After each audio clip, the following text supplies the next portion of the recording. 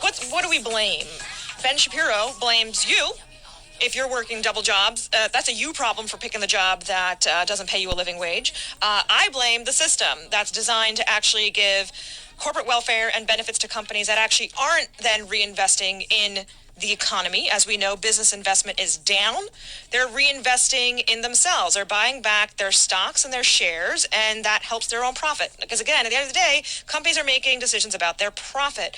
Government is one of the largest drivers of the economy, government spending. So how government spends the money is critical. Government's not spending it on broadband. They're not spending it on bridges and roads and any of these stimulus things that we can see, or just frankly that could help us get to the jobs, access all this, like could be economic development drivers. Government spending it, bulk of the money on financing never-ending wars. So there you go. So we're talking about then, well, how do we fix the system? Right, and it comes from people pressure, consumer power, our rights as citizens, citizen power, our consumer power, how we organize, how we activate, and I think we activate around the idea of human dignity, right? That it is there is a honor and a dignity that we deserve as people who are trying and working hard, and not blame us for the fact the system is failing us. Robert in Atlanta.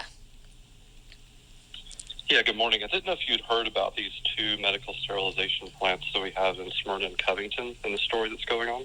No, actually, so I think the plant stuff is important given what we saw happen with the ICE raids, right? And just for context, folks, right? Last week in Mississippi, 680 people were arrested, many of whom had been brought in on legal visas. Those visas expired. That company did not renew the visas, so they were here. Some had been working for years. And suddenly, after they had won a lawsuit against the company for harassment and abuse and, not paying wages, all of that, ICE comes in and arrests all of them on the first day of school. Some of these kids have no idea, their kids have no idea where their parents are. So the company does not get arrested, right? The company, nobody in that company or in that plant who had hired these folks and done this got in trouble for breaking the law. So this is endemic, right? This is something that happens not just in Mississippi. You have a story from Georgia of what's happening. Well, there's not only that. At that particular company, I understand there are other poultry plants here in Georgia. It's also very interesting that the Purdue's, Sonny Perdue, the agriculture guy, and then David Perdue, our Russia Republican senator, have ties to the poultry industry here. So it'll be interesting to see if those plants continue to operate as they can. However, there's actually another issue that's actually environmental. In Smyrna and Covington, the plants are Sterigenics. They have actually been pumping carcinogens into the air in the area. And it's been proven, the EPA actually found that folks around these census tracts are, getting cancer. And we've even tracked back Congressman Barry Loudermilk in District 11. He introduced a bill to completely abolish the EPA before all of this stuff ended up coming out over these past few months.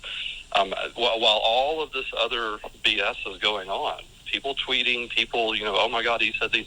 This is what they're doing behind the scenes, and you have to take a step back and think rationally about this, and really, and this is how you can try to talk to these people who have any inkling to voting for these ugly people.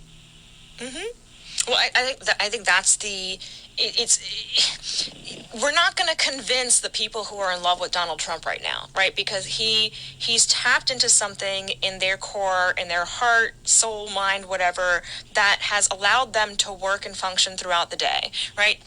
Thank you, Robert, for making sure that we do also track the, just the regulations and how this all, again, all of this ideology comes out in policy, but we're not going to be able to change the minds of those who willfully, even now, want to support a president who is hurting the economy, who is hurting working people, and hurting, hurting immigrants, and saying that America needs to look white and it needs to be more male-friendly, right? Like I can't change someone's mind about that if you're so strident that you're willing to hurt other people to get what you want. What I can say is I encourage people when they go into the voting booth, vote based on how it might affect other people.